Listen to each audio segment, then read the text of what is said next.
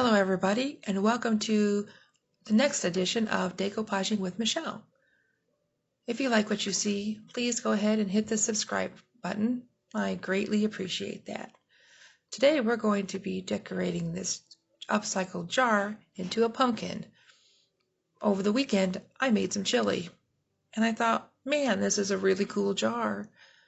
What can I make out of it? And for whatever reason, pumpkin jumped into my mind. So we're going to upcycle this jar, this bean jar. First, I'm going to go ahead and do my fantastic first coat. Now I have washed this jar already and cleaned it with alcohol. And of course I apply my paint with the T method. This is a chalk paint in the color pumpkin because we're doing a pumpkin. So I applied that first coat there. Just touching up some spots that I think might need to be touched up on.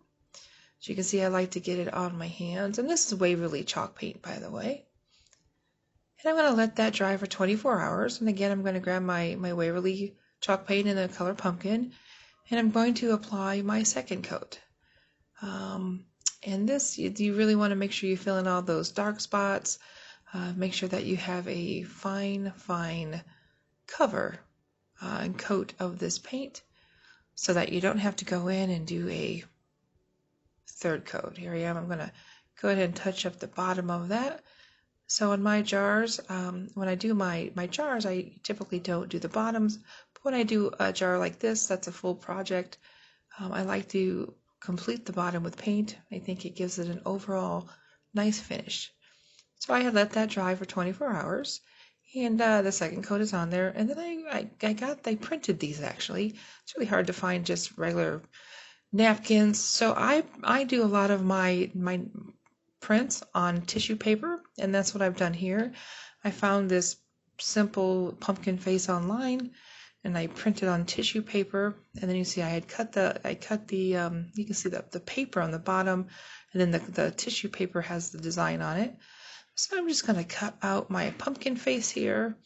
And the nice thing about this is you can actually print out anything. I do a lot of family photos and a lot of personalized jars. And using this technique and this method, I am able to really put anything I can print on a jar or on one of these vases or designs, which really has opened up a lot more opportunity. I had played around with lots of papers. I had tried rice paper, and I really thought it was too lumpy. I like a really nice finish, smooth finish, where you can't tell where the napkin or the tissue paper ends and the jar begins. And so after using many types of paper, I have found this process works amazing for me. So I get my lovely bag of rice that I use to hold my jar in place. I have my Mod Podge. I always use that. And I'm going to apply my face with my pumpkin face with the Mod Podge. It took me a while to really get it centered. I was trying to play with the eyes. Do I want him to be happy? Do I want him to be evil? He looks like a happy one there, and then I flip him around. I like to just play around with stuff, see what I can figure out. He looked a little crazy. So eventually I figured it out, and then I'm going to apply my Mod Podge. I notice I put my Mod Podge on. I don't put a lot on there. The goal when you adhere this is really for your Mod Podge to be tacky, not thick and clumpy, because that will tear your paper or your napkins. And I just kind of smooth it over with my brush there. I'm going to apply the nose. And once I get everything in place, I go over it with the brush, make sure it's in place, make sure that all parts of the tissue is actually covered with the Mod Podge. I don't want any frayed ends. So we're going to put the eyeballs on there. And I went ahead with a scary look and apply that. I thought about giving him eyebrows. And I was going to give him evil, slanted eyebrows. But I was like, we'll just keep it simple. So that's what we did. I'm going to put a little bit of extra Mod Podge over this, hold that baby in place, and then we're good. Now I let that dry. Before that dries, we want to make sure that we use our plastic wrap. And I'd hear it like that. Get any wrinkles or bubbles or any imperfections that you can rub out. You want to make sure that you use that plastic wrap for that. Now I let my jar dry for 24 hours, let that Mod Podge dry, and then I'm going to apply my seal.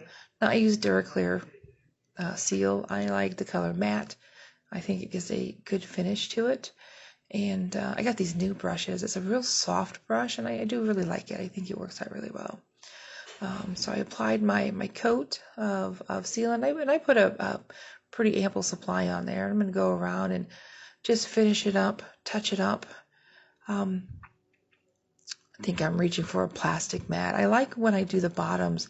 I use those cutting boards. They have those plastic cutting boards. I think I got this at 2-pack at the Dollar Tree. And I like to put my jars when I paint the bottom on those because nothing sticks to it. Sometimes when you use that cardboard or use certain papers, when it dries, it will stick to it and it can kind of either take the paint off or bring some of the paper up. So this just allows me to put it on that plastic without having to worry about anything that might happen to the bottom of it. And then I'm gonna let that dry. And again, I like to let my stuff dry for about 24 hours. I think that has a good feel to it. So after I dried it, I really liked how this was turning out, but had to do some finishing touches on this. So I'm going to use this wire cord here. And I always put a little bit of hot glue in the middle of it, and that way when I trim the edges, it doesn't fray. It gives it a nice, just a good finish touch, and I don't have to worry about it coming undone, especially how I'm going to use this. So I'm going to go ahead and trim that wire off of there, and put that glue in there, then that just automatically holds that in place. I was trying to make it look like, they have those like springy looking things off of the vines of a pumpkin. I was aiming for that, so I just thought I would use some of this and play around with it a little bit. Love my hot glue. I don't think you can ever really use too much hot glue. So I just kind of give it a little spring look there, play around with it a little bit. And then I wanted to give it a finished touch. So I have that green raffia. I have different colors, but I thought the green kind of looked like the stem of a pumpkin. So I took the raffia and just wrapped around. I just take a bunch of it, make it in a nice straight line, and just hot glue that on there. Keep it straight, keep it as in line as possible. I kept burning my fingers. I have those plastic covers for hot glue gun for my fingertips, and I don't think I've ever used them. So apparently I'm just a glutton for punishment, and I just like to burn my fingers every time I use this hot glue, especially when I do these